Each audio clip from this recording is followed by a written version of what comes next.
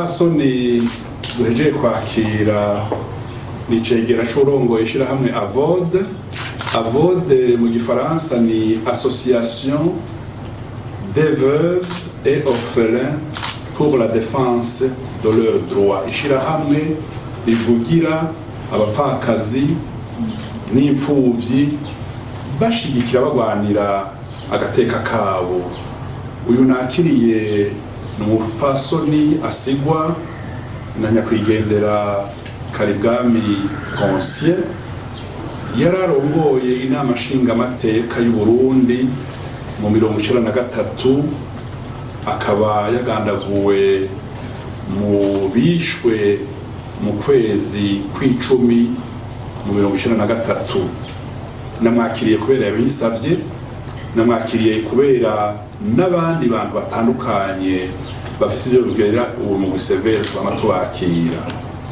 Ubwa mbere yaje aserukira umugwi AVODE kubera bicegera c'uburongo yo mugwi, ariko arongerako n'ikindi ati naje kubaganirira ndababwira ivyiyumviro n'ivyifuzo mfise nk'usigwa n'uwararongoye inama nshingamateka mu 1993 yagandaguwe mu bandi barundi batari bake b'abategetsi n'abandi barundi bakurikiye.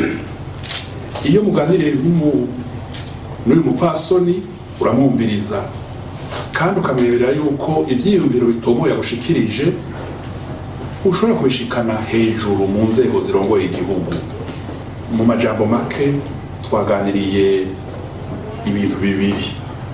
Icambere yavuze ati twebwe abapfakazi b'abategetsi twabuze mu 1993, turakeneye ko inzego z'igihugu zituba hafi zidushigikira, kuko twagiye mu bibazo byinshi kuva tubuze abacance bacu, ibibazo byo kubaho, ibibazo byo kwigisha abana, ibibazo by'aho turara, ibibazo by'ubukene bishikira umuntu wese abuze uwo bari bubakanye.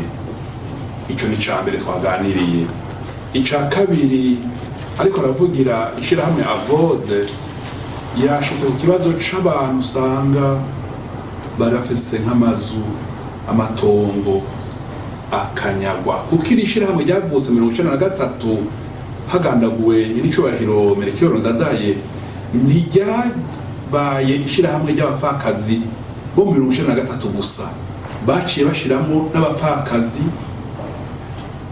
binjiye kubera urundi rwimo rwabaye imbere yaho n'inyuma yaho.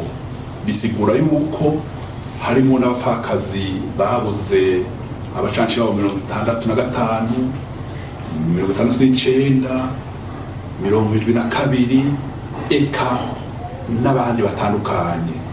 Namubwiye twe turi umugwi ushize kurondera ukuri n'kubanisha abarundi, nta muntu n'umwe adusavye kubonana no kuganira tutakira.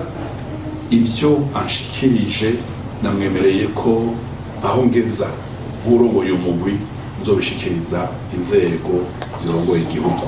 Mu majambo make namwakiriye kuko nakira abandi baje batugana n'abafise ingorane z'amatongo, naho tutari sentebe turabakira.